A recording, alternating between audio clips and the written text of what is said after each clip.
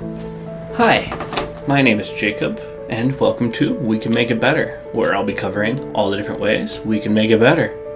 We will be covering a bunch of amazing projects on this video, but all of them stem from the information presented in this one, so make sure you watch this one first. We will be covering how to create a compassionate system, a system that uses our inherent biases and a method of processing information to ensure compassion for everyone.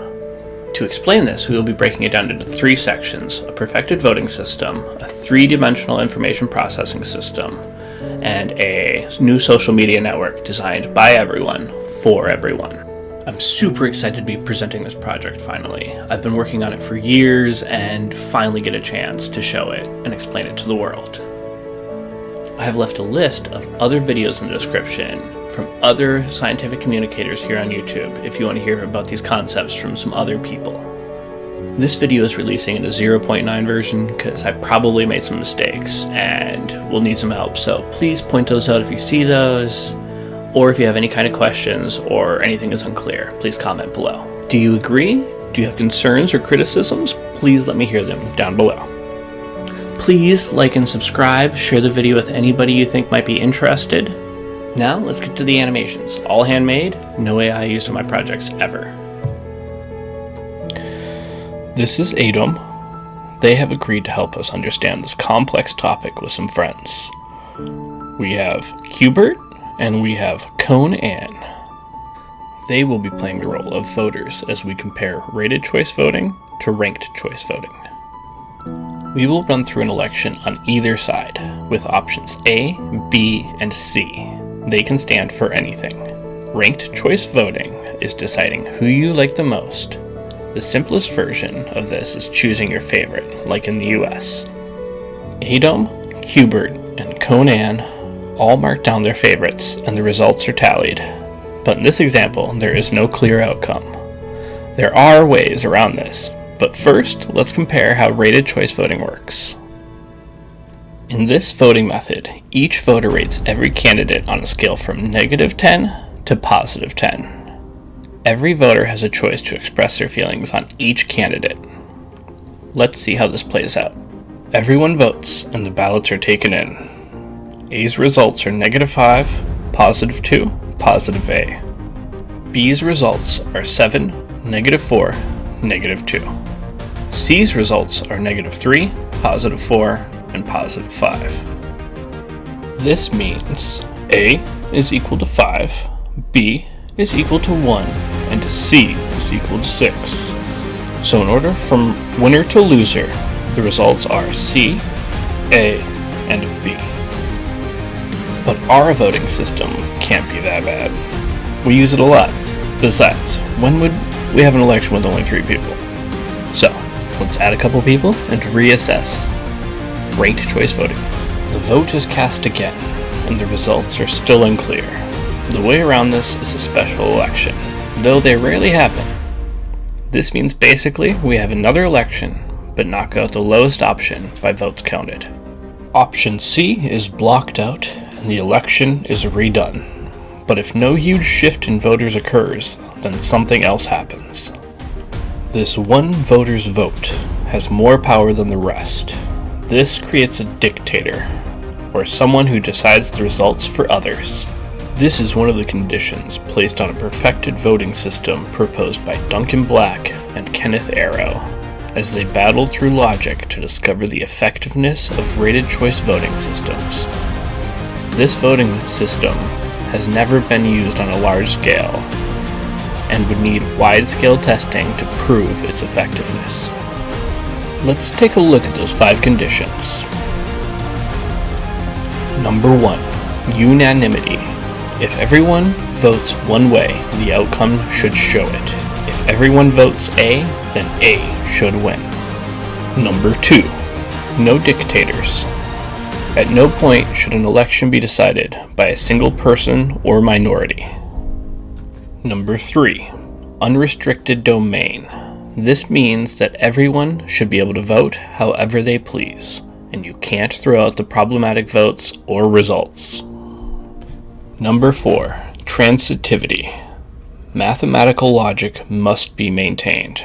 If A is greater than B, is greater than C, then C cannot be greater than A or B. Number 5. Independence of irrelevant alternatives. If a new option is presented, it should not change the previous results. If A was greater than B, then C being introduced should not affect their relative position. Okay, let's see how these two voting systems stack up against these conditions. Condition 1. They are both capable of expressing a positive victory, mostly. Condition 2. No dictators. Well, we know from comparing earlier that ranked choice voting fails this one. Rated choice voting was once considered the same though. Actually, Kenneth Arrow and Duncan Black's careers were spent proving that while it appears that under specific conditions a dictator appears to happen, this person is the most neutral or mediated person of the election, and so the dictator is only a reflection of his neutral position. Condition 3. Unrestricted domain. From the sample election, we can quickly tell that rated choice passes, while ranked choice voting does not, due to its design requiring special elections which cast aside unwanted votes. Condition 4. Rated choice voting passes. And now, I only have the American political history to draw from, so feel free to comment if this is way off base. But with the Electoral College in place, the popular vote can be gone against, and I feel this alone breaks the rule of mathematical integrity. Condition 5. While the rated choice voting system breezes through this test, the ranked choice voting system crashes and burns. Even in recent history, with third-party candidates being forced out of the race to allow them to not affect the overall election, the rated choice voting method is the obvious winner. This is because the rated choice voting method essentially allows unlimited elections to be run and compared to find out the best results from a single input.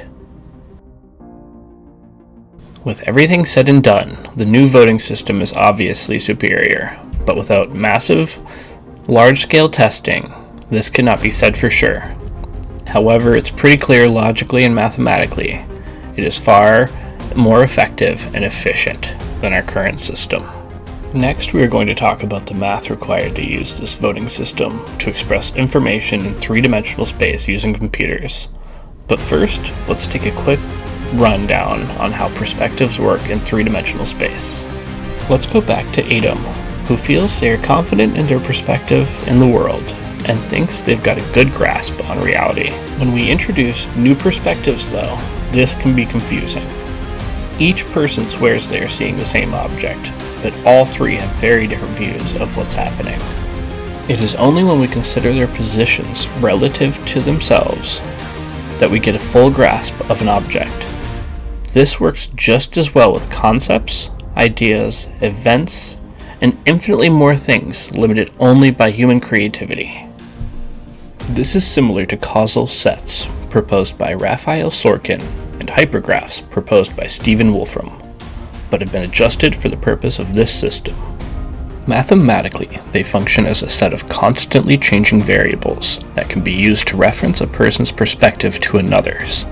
The way it works is by using the voting scale to relate people's positions on topics or to one another. From there, we can use their bias to balance out the bias of others to eventually give us a clear picture of what is really happening. From there, problem solving works similarly and will be far more effective and efficient than any current structures we have. For an example problem using this method, let's take a complex issue and take a look at Gaza. Israel's perspective is from that of a persecuted people. It is easy to justify and identify enemies and to kill those that would persecute you. From Gaza's point of view, they are persecuted martyrs, and it is easy to justify killing those who would persecute you.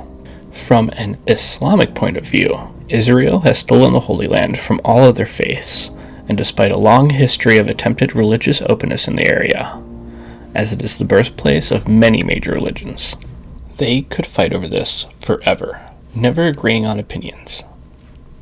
But if we were to start relating their relationships to each other using a voting scale of -10 to +10, this allows us to understand their feelings on what is happening and opens up the situation for others to understand as well. With a new party introduced, we are able to understand how they relate to each other and to each party already involved, and give us a concept of their perspective. From this point, we can assess them to ensure their position from a neutral or outside perspective to ensure understanding of their social and societal place in this total situation. This can be repeated as many times as needed until there is confidence in the group's relative positions. Once this is achieved, a large range of new perspectives can be used to question and double-check the information as this new link assesses the situation and attempts to fill in all perspectives on the situation to find an emergent truth. Once this emergent truth becomes apparent, the results can be expressed for all of those involved.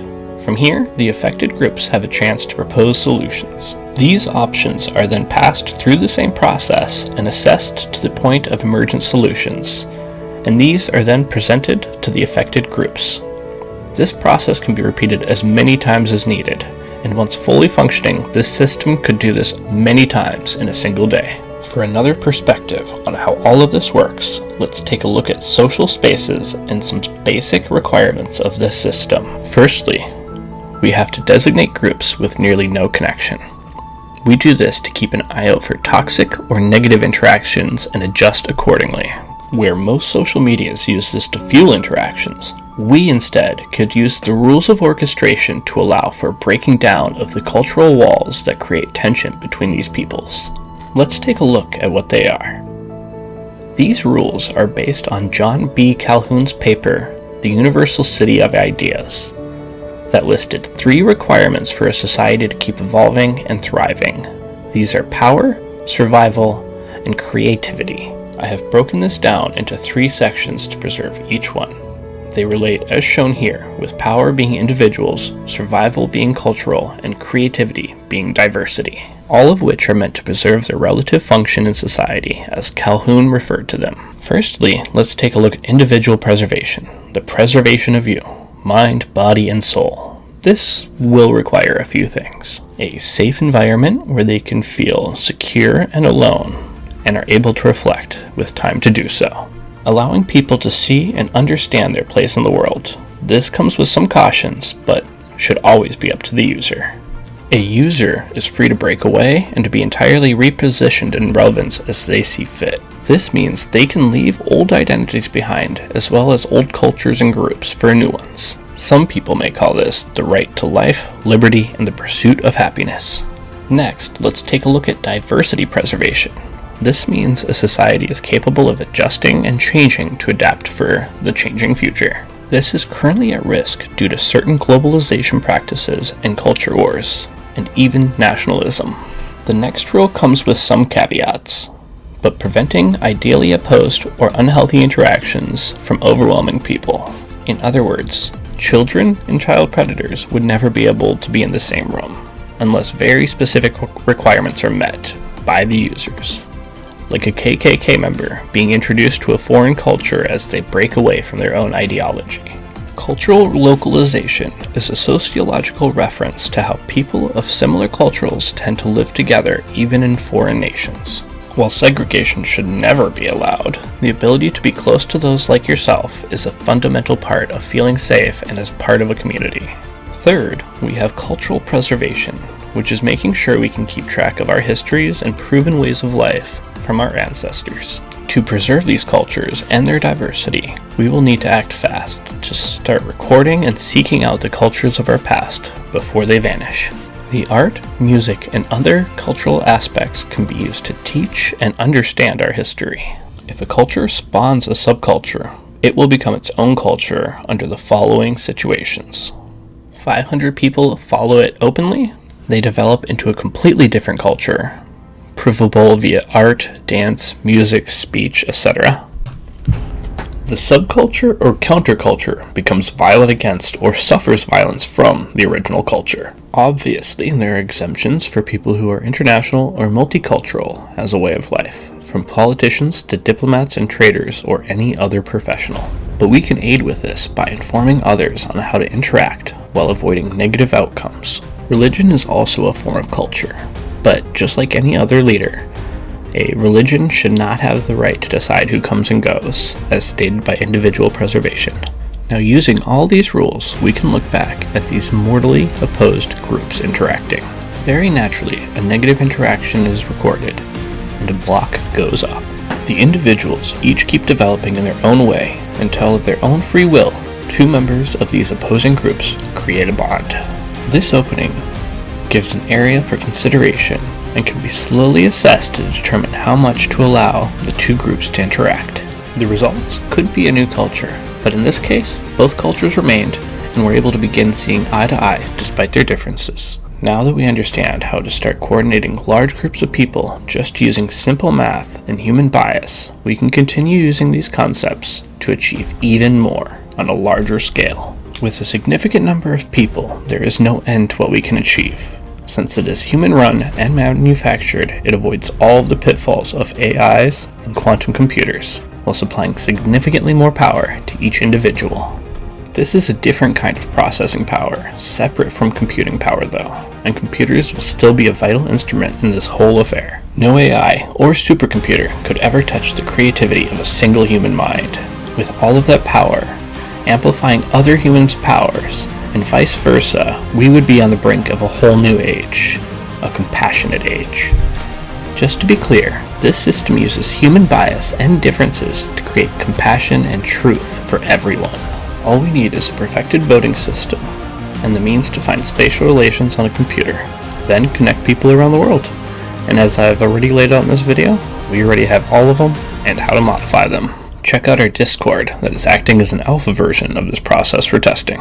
Do you want to learn more or get involved and help build or support this system? My Patreon, Jacob D.W. Hathaway, has my full 60-page paper going into depth on all of these topics. Like the video and subscribe to the channel to keep an eye out for the next video that will be presenting things the system can achieve with just a little cooperation. From a city designed to last 10,000 years to the end of world hunger, rapid international emergency relief, and how citizen reporters could revolutionize news media. This is no quick fix. This requires humans across the globe to stand up and serve one another with a favor for a favor, giving up on an eye for an eye. This will be hard work, but together, we stand a better chance in these changing times than we do alone. Like and subscribe. See you on the flip side.